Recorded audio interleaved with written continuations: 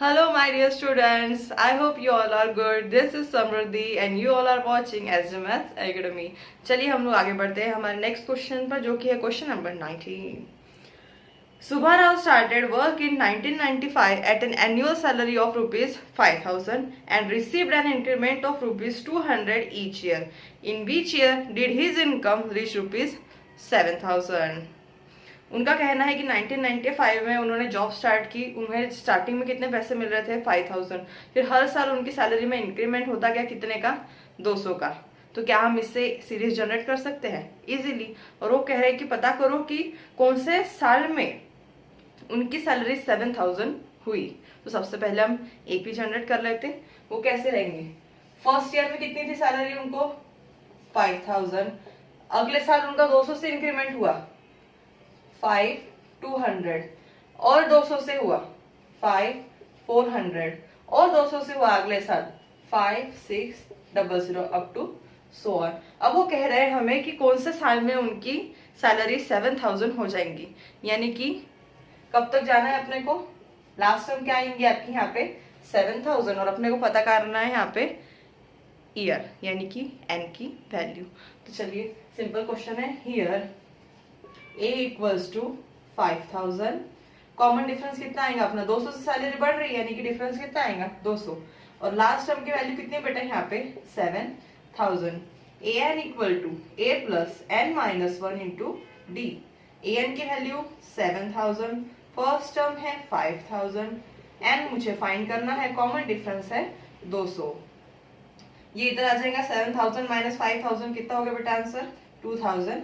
इसको अंदर मल्टीप्लाई कर देंगे. This 200 n plus minus minus 200.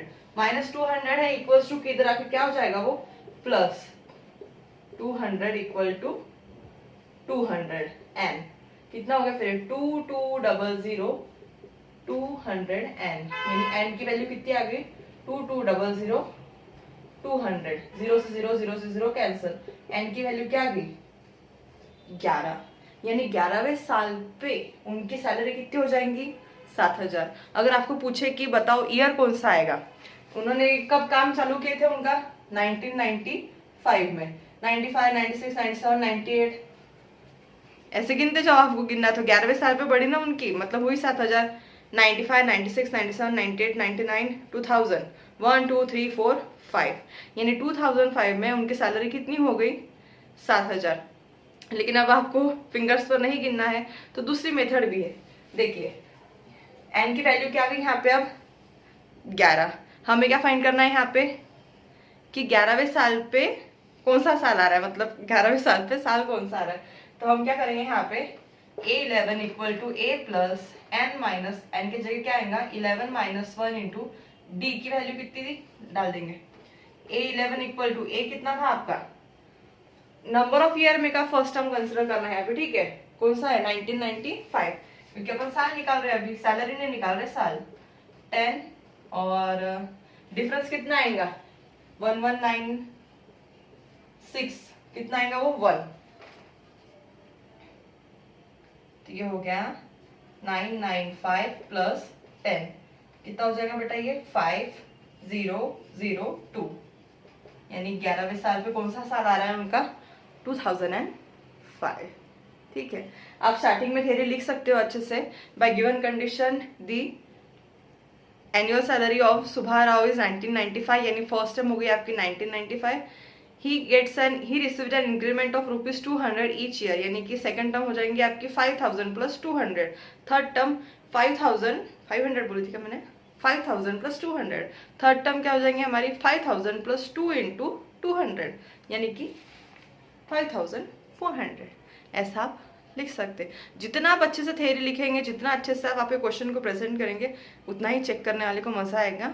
लेकिन मेन चीज़ याद रखना कि आंसर आपका सही रहे. या तो लिखेंगे बहुत अच्छे से और आंसर ही गलत है, मतलब नहीं उस चीज़ का. राइटिंग भी प्रॉपर होना, आंसर भी करेक्ट होना. ओके, चलिए बढ़ते हैं नेक्स्ट क्वेश्चन पर. Question number 20. Ramkali saved rupees 5 in the first week of a year and then increased her weekly savings by rupees 1.75. If in the nth week हर weekly savings become ₹20.75 find n. Ramkali ने savings चालू की हर हफ्ते। पहले उन्होंने start किया ₹5 save करना, बाद में उन्होंने हर हफ्ते क्या किया, उस ₹5 में और 1.75 पैसे ऐड करते गए। मतलब ₹5 तो सेव कर ही रहे थे, लेकिन अब उनका काम वगैरह कुछ बिजनेस होगा अच्छा चल रहा होगा तो उन्होंने सेविंग्स इंक्रीज कर दिए 5 + 1.75। ऐसा करते करते वो उनकी सेविंग्स हमेशा इंक्रीज करते गए। उनका बोलना है कि कब, कौन से वीक में या कौन से टाइम में उनकी जो सेविंग्स है वो ₹20.75 होने वाली है। यहाँ पे यानी हमें क्या फाइंड करना है, एन। तो देखिए, बाय गिवन कंडीशन हम लोग लिखेंगे कि फर्स्ट टर्म क्या आ जाएगी, यहाँ पे ए की वैल्यू, रामकली ने कितने पैसे बचाना शुरू किए थे, ₹5। कॉमन डिफरेंस कितने से इंक्रीज हो रहा था उनका, ₹1.75। देन हमें क्या फाइंड करना है यहाँ पे, एन। कब, जब उनकी सेविंग्स यानी लास्ट टर्म की वैल्यू यहाँ उन्होंने दी है हमें 20.75। फाइंड क्या करना है यहाँ पे हमें, एन। चलिए फाइंड करते हैं। an equal to a plus n minus 1 into d. an की वैल्यू 20.75, फर्स्ट टर्म है 5, n की वैल्यू मैं फाइंड करूंगी, d है आपका 1.75। चलिए ये +5 उधर जाके माइनस हो जाएगा, या रहने दो उसको वहीं वैसे। 20.75 इक्वल टू 5 प्लस मल्टीप्लाई कर लेंगे अंदर 1.75 n minus 1.75। 5 minus 1.75, 5.00, 1.75, 5 carry 1 2 3, 3.25 plus 1.75 n। 3.25 इधर जाके क्या हो गया बेटा, minus 3.25 equal to 1.75 n। 20.75 point नीचे, पॉइंट के बाद क्या है यहाँ पर 25, पॉइंट के पहले क्या है 3, 5 माइनस 5 0, 7 माइनस 2 5, 10 माइनस 3 7 1, यानी कितना हो गया फिर ये 17.50 इक्वल टू 1.75 n। n की वैल्यू कितनी आ जाएंगी बेटा, 17.50 अपॉन 1.75। अब चेक करो, ऊपर भी 2 डिजिट के बाद में पॉइंट है और नीचे भी 2 डिजिट के बाद में पॉइंट है, तो पॉइंट्स क्या हो जाएंगे यहाँ पे, कैंसिल। सिंपल नंबर रहेगा 1750 अपॉन 175। 175 10 जा 175, यानी कि क्या बोलेंगे अपन उनको, 10वें हफ्ते सेविंग्स कितनी हो जाएंगी उनकी टोटल, 20.75। एकदम इजी क्वेश्चन था, एप्लीकेशन बेस्ड। ऐसे हमें और अलग अलग टाइप के क्वेश्चन भी पूछ सकते हैं, इसलिए हमारा काम है कि हम फॉर्मूलाज अच्छे से पक्के रखें, हमारे जो डाउट्स है वो हमेशा क्लियर रखें, एंड बेसिक नरेशन जो होता है क्वेश्चन का वो भी हमारा हमेशा क्लियर रहना चाहिए। अगर हमें प्रॉब्लम आती है तो क्वेश्चन बार बार रीड करिए, कहीं से भी समझ में नहीं आ रहा है तो खुद क्वेश्चन को कंस्ट्रक्ट करके देखिए ऐसा होगा क्या, गलत ही आएगा ना आंसर, लेकिन आप खुद ट्राई करिए।